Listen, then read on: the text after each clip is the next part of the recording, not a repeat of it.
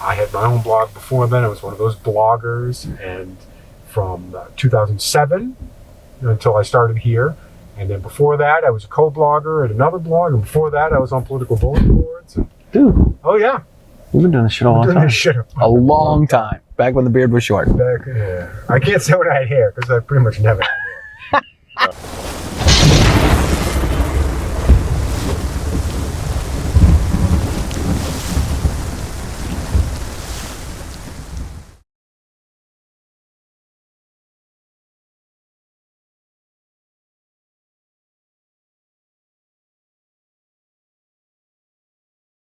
All right. Thank you guys for tuning into this episode of Riding Shotgun with Charlie. If you have not subscribed to the YouTube channel, please do. If you have subscribed to the YouTube channel, please hit the notification bell so you find out when we put new shows out. If you are sharing the show with one of your friends, please share your show with one of your friends. If you listen to the podcast, share it with your people. Share it with your people because this is how we get the Stagecoach across America. All right, ladies and gentlemen, welcome to this episode of Riding Shotgun with Charlie. Today we are coming to you from Fairfax, Virginia at the NRA headquarters, and I have with me Jay Grazio, who is the head editor? Executive editor. Executive editor. I knew it was the top editor. Ed Friedman would object strenuously. Okay, don't tell Ed. The executive editor of Shooting Illustrated magazine, Jay Grazio. Jay, thank you so much for being on the show. Thanks for having me, Charlie. I've been a fan for years and years. We've been friends on Facebook for years. It's great to finally meet you. It's great to be here. I'm honored to have you on the show, man. So we're not done yet, so don't be honored yet. Right. Just getting started, Charlie. Could be the shortest drive ever. So I was messaging, emailing Mel when I was coming down, and I said, hey, let's grab some lunch, and then she put you in the email chain, and I'm like, should I have Jay on the show? And then I remember seeing on your Facebook that you just came back from Gunstie, right? I did. And I'm like, oh, man. And I'm headed back there. I'm so jealous. How do I get that gig? Oh, you'd be lucky. That's my dad's had a long-running statement that he'd rather be lucky than good, and it served me well so far. So we do get to one of the nice things we get to do is events like heading out to Gunstie. Usually it's new product launches. Mm-hmm. Sometimes we actually get to take classes. I was actually in a team tactics class with Mel. Oh, geez, that's cool. Which was a lot of fun. She was on my team. I did not get her killed, so that was good. That was good. Everyone appreciates that. Yep. Especially Mr. Dixon. Absolutely. That's cool. So how did you? We found out we had lunch today, and we found out at lunch that you are also from the Commonwealth. Yes, I am an escapee. Right, I always tell people it's a good place to be from. It is. Massachusetts is the birthplace and graveyard of liberty. That's as far as I know, that's an original Jay quote. But yep, born in Massachusetts, lived in Massachusetts my whole life up until I started with Shooting Illustrated back in 2013. And we get into how do you become a gun guy in Massachusetts? For me, my dad was a cop. He was a Massachusetts State Police officer. My grandfather was a local town cop. Yeah. So we just always, there'd always been guns around.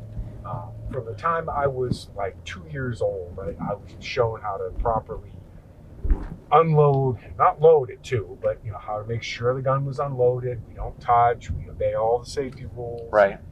Dad knew that being the child of a police officer, if I were to have friends over, they would naturally be curious. So it was all, how to be safe and everything like that. And from that point, I caught the gun nut bug. My grandfather was, I guess, the gun nut of the family. My dad, being a cop, guns were viewed as tools. It's like a hammer, or it's no different than the nightstick or the handcuffs or any of that. My grandfather was the one that loved guns, and a lot of it came from, he had a diner back in the Depression era, and a lot of times people settled up their tabs with firearms. I have a number of guns that he took because it was the only thing of value someone had. And to me, that's always been part of my fascination with firearms, is the history, the fact that I can pick up the Marlin Model 336 that my grandfather used to hunt deer with, and use it today just like he did, 70 years ago. Yeah. That's amazing. The connection alone is just astonishing. It's always been. That is pretty cool. I've got a friend that I know that's a motorcycle mechanic in Florida, and he'll work on someone's bike and send me a picture and be like, "Hey, look at this rifle I just got for working on some dude's bicycle or some bicycle for his for working on his Harley." The barter system is still alive. Yeah, exactly. As long as there's socialism, the barter system's going to be around. Right? Yes. I don't know if you know who Dave Ramsey is, financial guy. I like to listen to him, and he says all the time, he's like, listen, gold is just pieces of metal. Like we find value in green paper with dead presidents' faces on it, and he says if the economy goes to crap, then people need services. So you need to know how to paint someone's house and cut their lawn and fix their car and do all these other things because people are going to find value in that. And, invest in precious metals, copper and lead. So I did this. I had this guy. I was teaching at this shooting school, and that was one of the things I said all the time. I said, hey, you know what? This was the early, or I don't know, 2000. I taught at this school between 2010, 2014, and I would say I had the guy that worked for Edward Jones in my town take the class with his son, and I jokingly said, yeah, I talked to my financial advisor, and he said I should invest in precious metals, lead and brass. And everybody laughed. And I said, this is my financial advisor, really. Seriously, actually. Right? And he sat there and nodded his head and went with it. And it was pretty funny. It's a hard, durable good. Yeah, absolutely. It's something that, as we've seen, the value only goes up. It's one of the few appreciating assets. One of my favorite stories is the one that got away. And for me, it was a Colt Python. This was back in the early 2000s. A friend of mine hit some hard times. And I'd always been if you're going through a rough time, rather than sell your gun, I'll buy it from you, and then you can buy it back at that price. And I did that a handful of times for friends.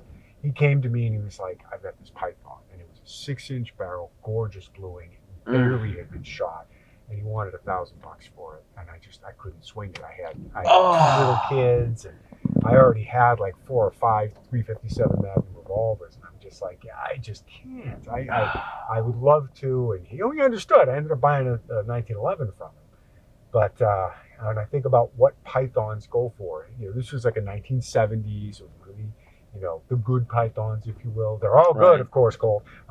But not a sponsor of the show, but they should be. So, but it was just, I just kick myself to this day. In fact, I not all that long ago found a Trooper Mark III for a really good price that I picked up because it was kind of sort of squint. It's like a poor man's, but Pythons of that era in that condition are going for upwards of $5,000. It's unbelievable.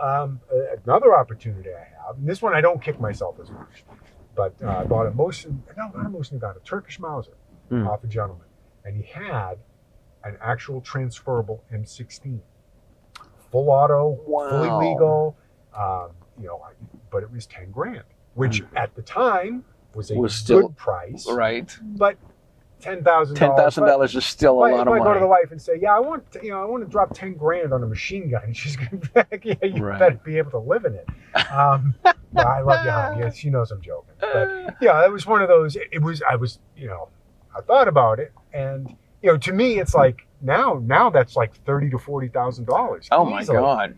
But I'm like, I know me. If I had a machine gun, there's no way I'm going to sell it. Come on. Especially an M16, because you can put a 22 on it and actually afford to shoot it. But there are very few examples where you're going to lose money. Right. Just over time. Yeah, for sure. But for me, it's always been more about the historical connection. I mentioned my grandfather was a town cop. He was an auxiliary cop for years and years and decades, and I actually have the Colt revolver that he carried. Wow. Colt official police. At one point in time, I researched when it was made. It was sometime in the 30s, but it's literally my most prized possession. It's what I would go in a burning house to get, because my kids are grown and out. So, you get a connection like that. At some point, I'm going to have and I can wait for it. But the Smith & Wesson Model 39 my dad bought when he retired from the state police. That's been the one that he's had the longest. Yeah.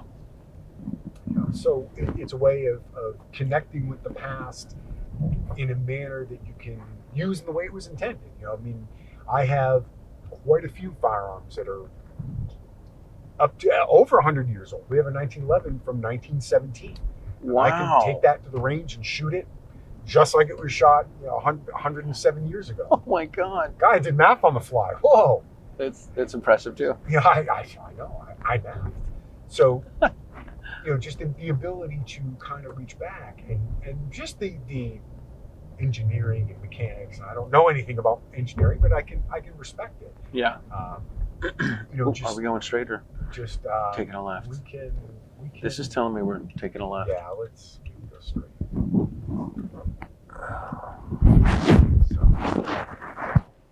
Slowing downtown Fairfax.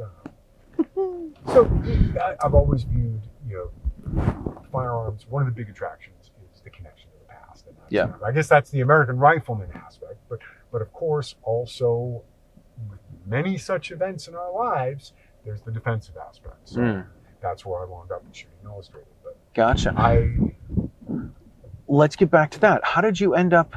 Did you go to school for journalism or English?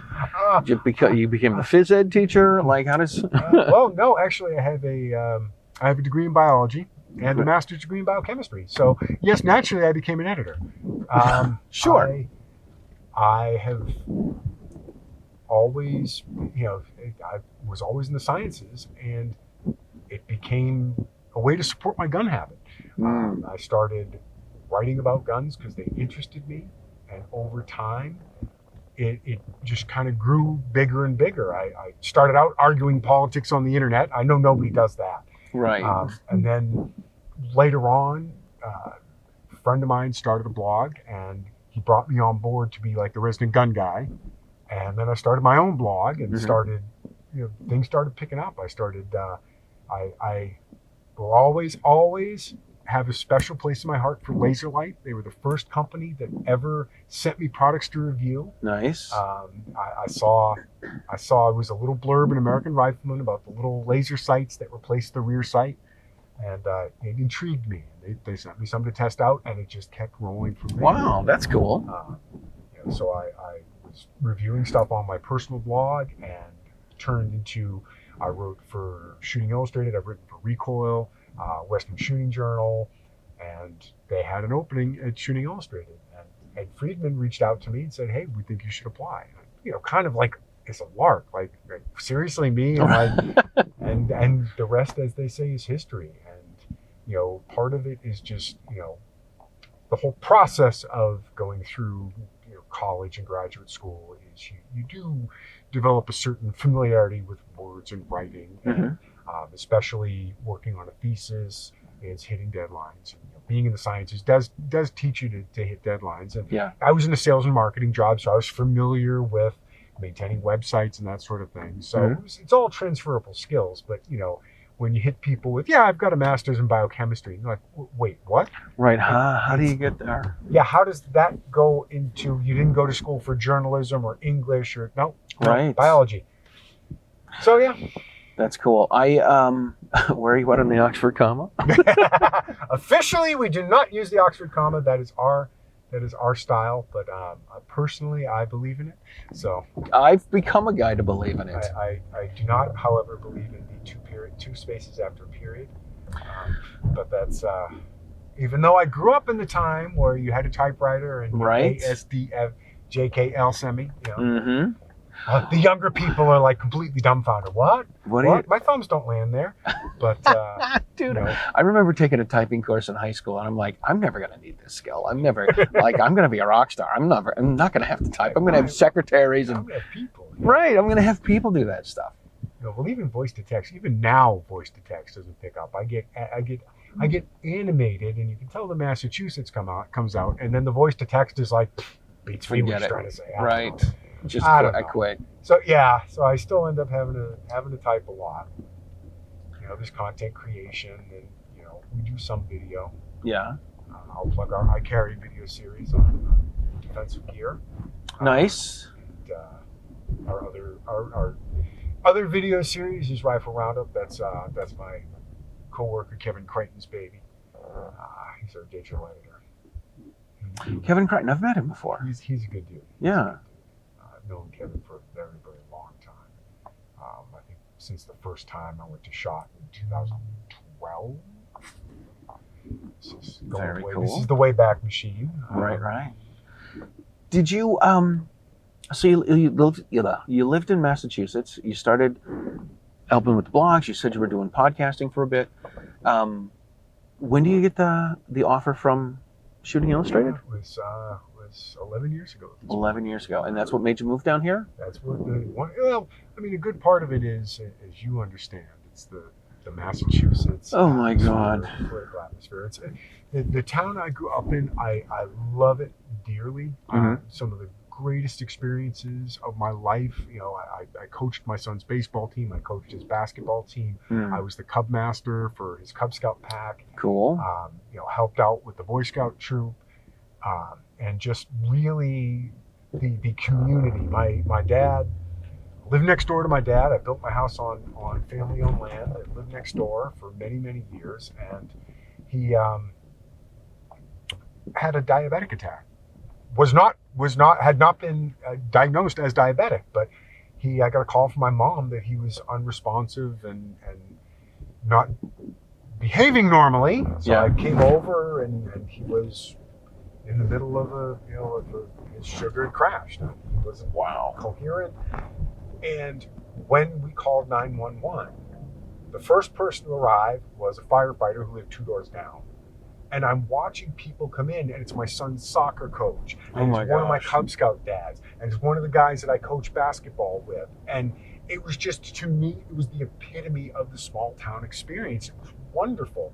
So I loved growing up there and that experience, but the state of Massachusetts does not make it easy to be a Second Amendment advocate, as you well know. It's all too well.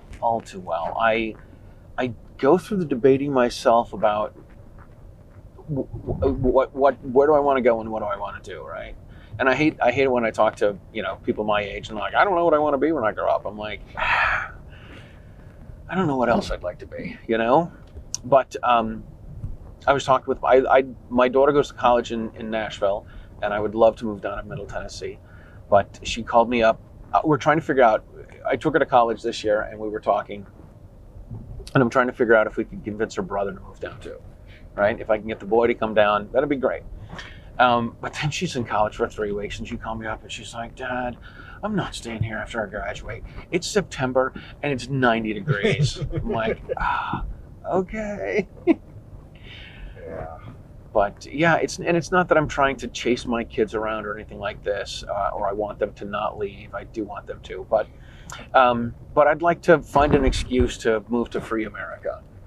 Is kind of what it is, and I call it the Costanza moment, where I sit there like George Costanza with Jerry when he quit his job, and he's like, you know what, I make good comments when I watch baseball games. Why don't I become a baseball announcer?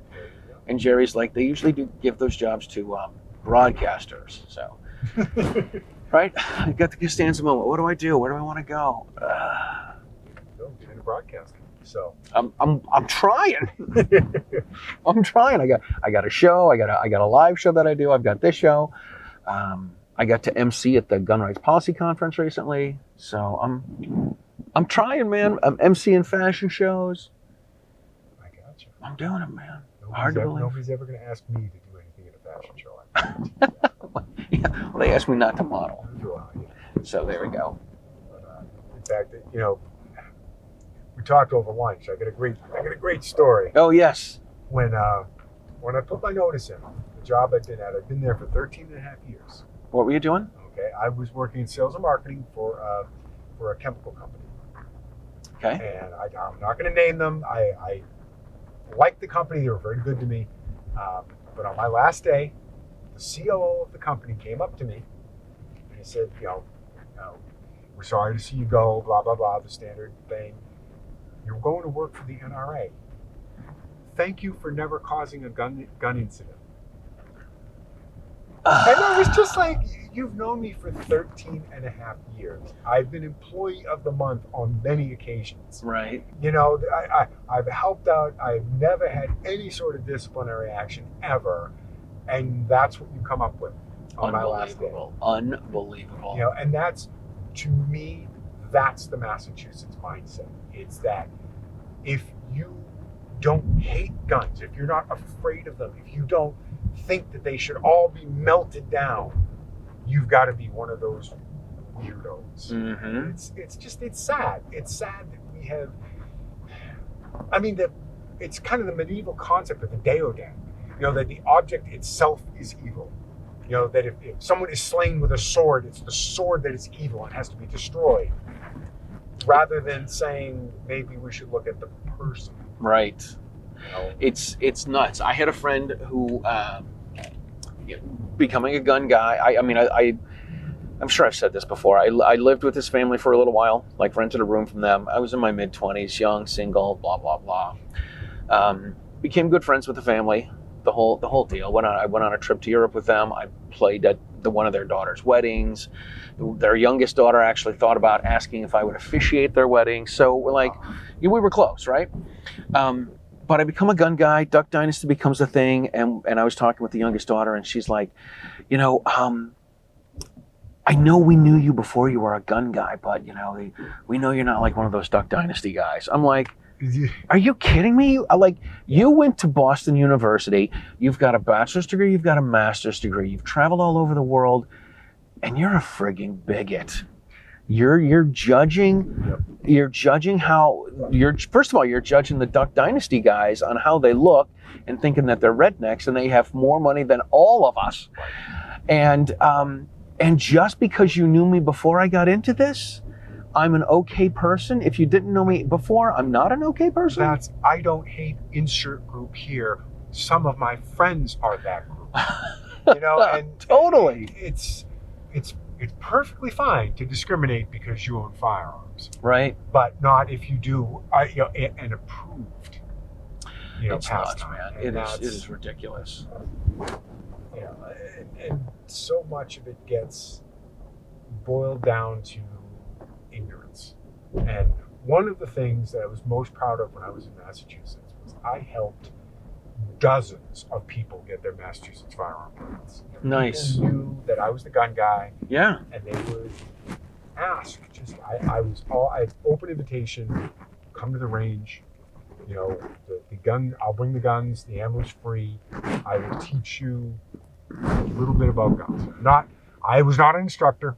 Right. I would refer them to people to do the proper documentation Sure. if they were so inclined.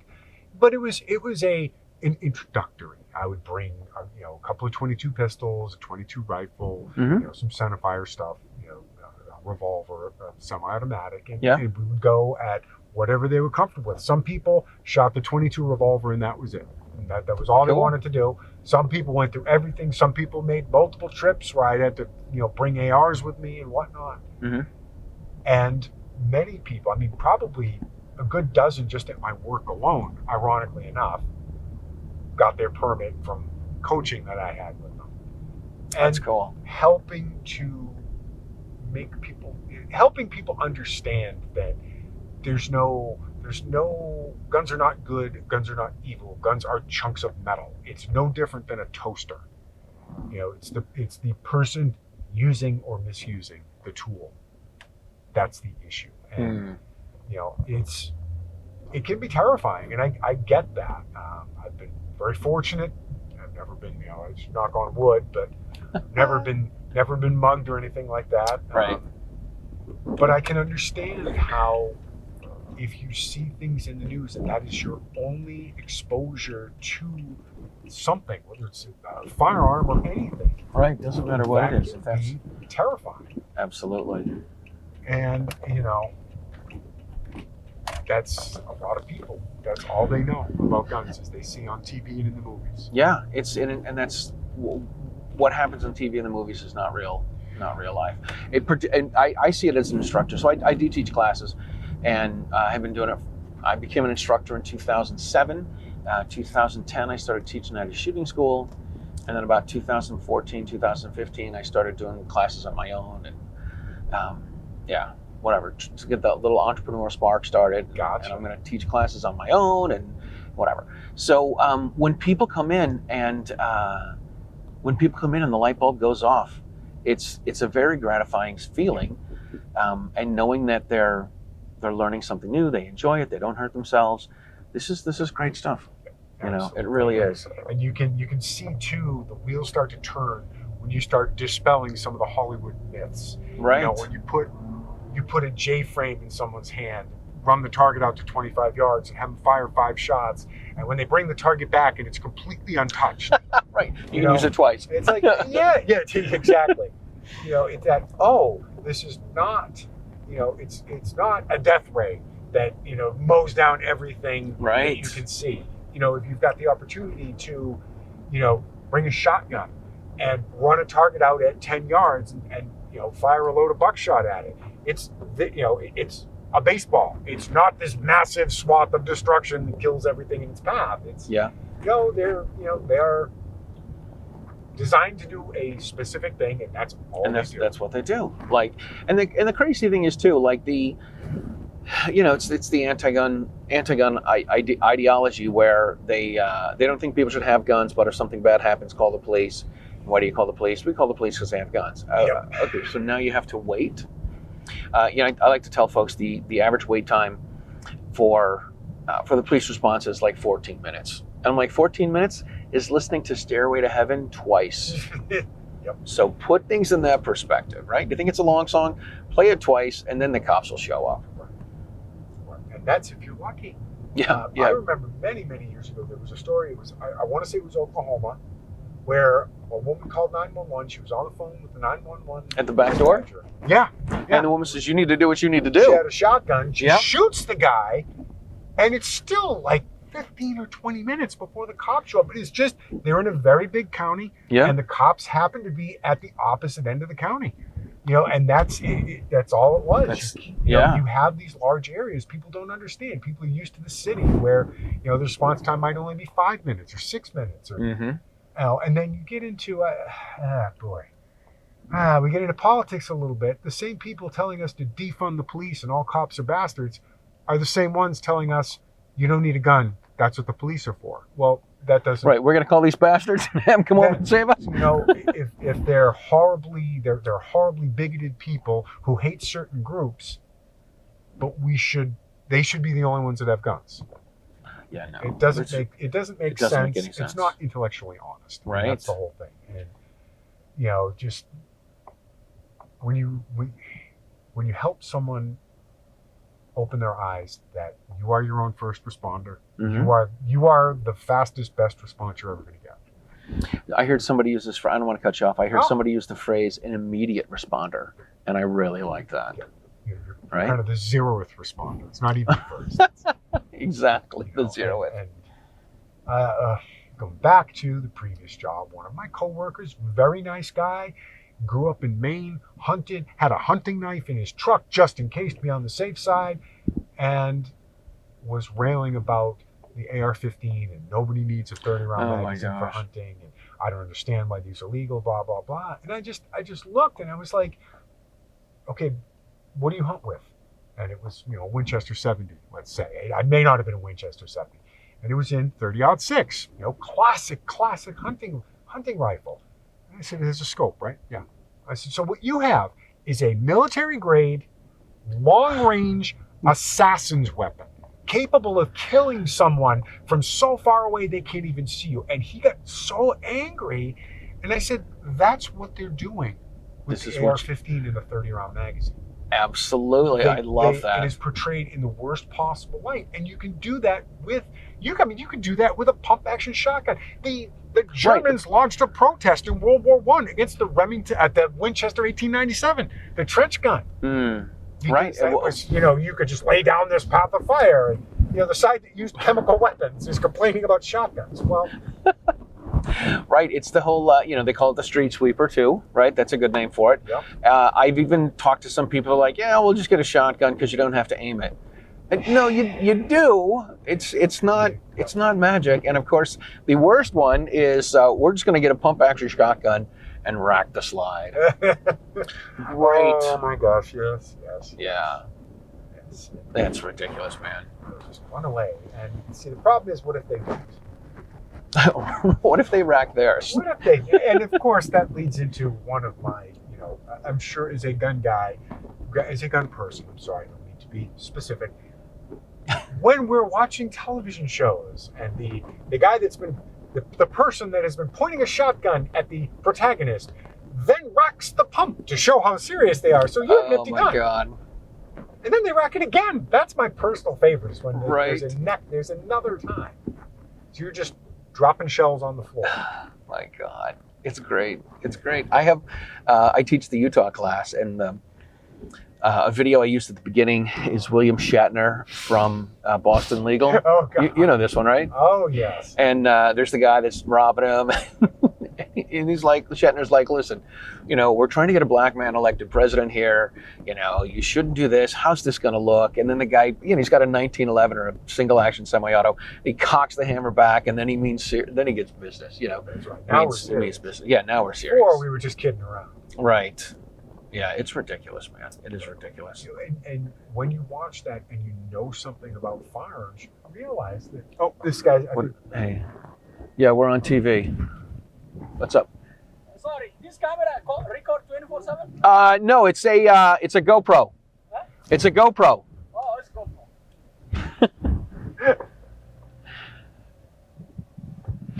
Okay. Anyway, Yeah. So we're on TV, right? We're on TV. Yes. We're on TV. It's okay. We're doing a service. Yeah. As I was saying. Right. When you watch and once you start to gain knowledge and you know how things work and you watch and you see how things are portrayed, you start to realize that literally everything is wrong. Like you start picking it up. What is it? The Dunning-Kruger effect. Right.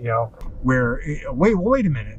Is it Dunning-Kruger or gentleman amnesia? I always get those two. Dunning-Kruger is when you think you know everything. That's right. It's a gentleman amnesia where you know a lot about one subject and you realize that, well, they're terribly wrong about it, but they're right about everything else. And you start to think, no, they're probably wrong about everything else. Right. That's where I'm coming from. If they're wrong about my topic, they're probably wrong on everything else too. Right. And why should I pay attention to them?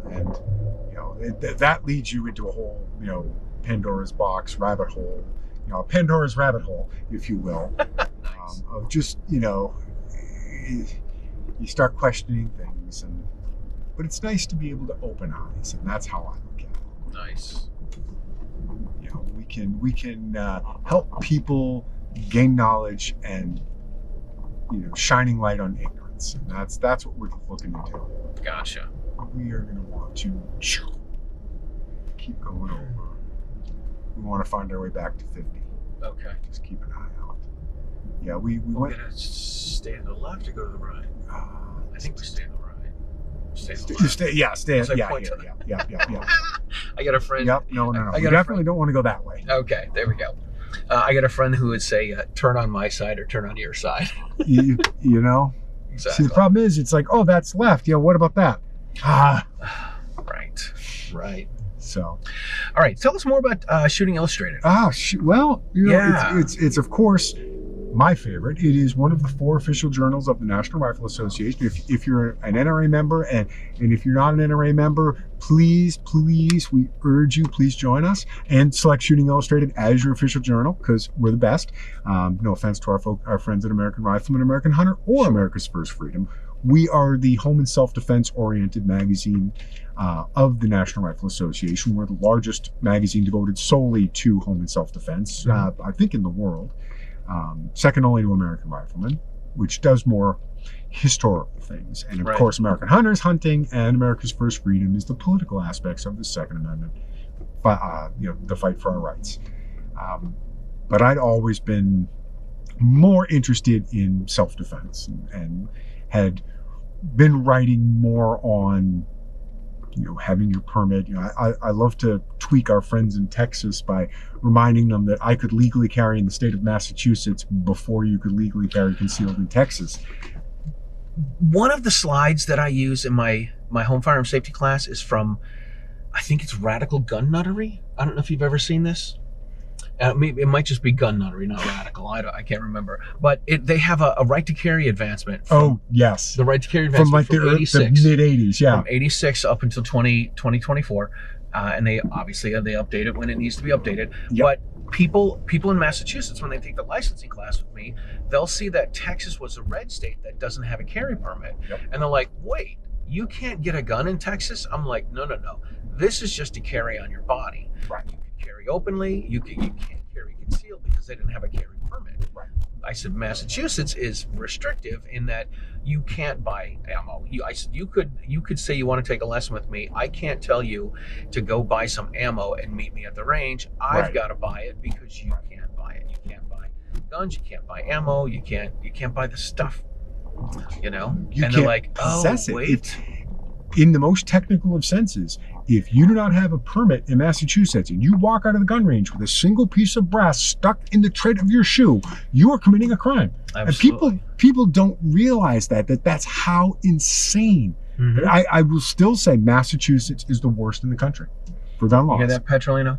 I'm just, you need a permit. You need a permit literally to own any firearm. They changed it. Mm-hmm. Any firearm, any piece of ammunition, and that permit can be denied for any reason. For anything, yeah. It's no longer, it used to be shall issue for shotguns and low capacity rifles, but that changed right after I left. I remember that. And to me, that's just crazy. That's just, you're at the whim. I remember living in Mass and owning guns, and every time my permit came up, and this is the town my grandfather was an auxiliary police officer for 41 years. Mm. My dad was a state cop for 20 years. Every time my permit came up for renewal, there was always that little voice in the back of my head that says, this could be the year they say, nope. Mm-hmm. And there's nothing you can do. Shy of, you can hire an attorney, and there's some very good attorneys in Massachusetts that specialize in Second Amendment law, but that's expensive. And, I always joke that the reason they didn't revoke my permit was they took a look at the list of the guns I owned and went, oh, God, we'd need a van. No, he's fine. But awesome. At any time they could, and it's kind of a terrifying thought that they could, just because I cut the chief of police off in traffic, I'm suitable. My cousin who works in a restaurant, served him a cold burger. I'm suitable. It's crazy. I had a guy that took a class with me. He had to retake a class with me because he was got his gun. I took a class, got his license, carried while he worked in a restaurant, and I think he was the bouncer, right? Got into a kerfuffle. The police came. He had beer spilled on him.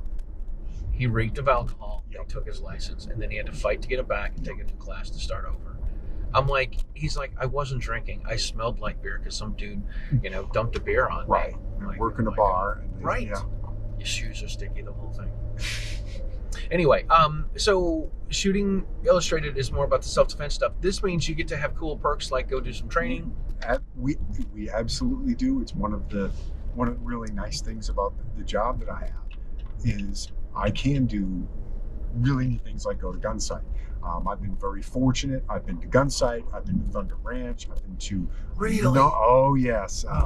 I have experienced Clint Smith live and direct, and I've been fortunate enough to train with some of the giants in the industry, like Scott Jedlinski, Modern Samurai Project, Pat Rogers from EAG Tactical, Steve Fisher from Sentinel Concepts. I mean, I know I'm omitting people. It's not intentional. I'm just an old man and I'm very forgetful.